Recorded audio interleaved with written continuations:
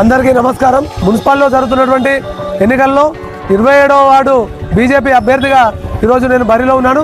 Bharatiya Janata party కార్యకర్తలకి అవకాశం ఇచ్చేటువంటి పార్టీ, ఎటువంటి ధనబలం కానీ వేరే కులబలాలు లేనటువంటి పార్టీ, అట్టడుగు వర్గాల్లో ఉండేటువంటి కార్యకర్తలను కూడా పైకి తీసుకొచ్చేటువంటి పార్టీ భారతీయ జనతా పార్టీ. ఈరోజు భారతీయ జనతా పార్టీ అదే రకంగా నాకు ఈ అవకాశాన్ని ఇచ్చింది. భారతీయ జనతా పార్టీలో నేను గత 30 సంవత్సరాలుగా విద్యార్థి పరిషత్ నుంచి కూడా భారతీయ జనతా పార్టీలో పనిచేస్తూ ఉన్నాను. జాతీయవాద భావజాలాన్ని కూడా ప్రజల్లోకి తీసుకెళ్తూ ప్రజా సమస్యల మీద నిరంతరం పోరాటం చేసేటువంటి వ్యక్తిగా నేను మీ అందరి ముందుకు వస్తున్నాను.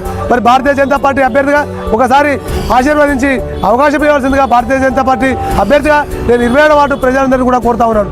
మరి నా మీద జరిగినటువంటి ఎన్నోటువంటి కేసులు కూడా ప్రజా సమస్యల కోసం నేను పోరాటటువంటి క్రమంలో నా మీద ఎన్నోటువంటి కేసులు కూడా నమోదు చేయడం జరిగింది. ఒక దశలో నా మీద రౌడీ షీట్ని కూడా ఓపెన్ చేసేటువంటి ప్రయత్నాలు కూడా జరిగాయి. మరి వాటన్నిటి కూడా ఎదురిస్తూ నిరంతరం ప్రజా సమస్యల మీద పోరాడుతూ ప్రజా సంక్షేమం కోసం పోరాడుతూ ఉండేటువంటి వ్యక్తిగా నేను అందరికీ కూడా సుపరిచితున్నే.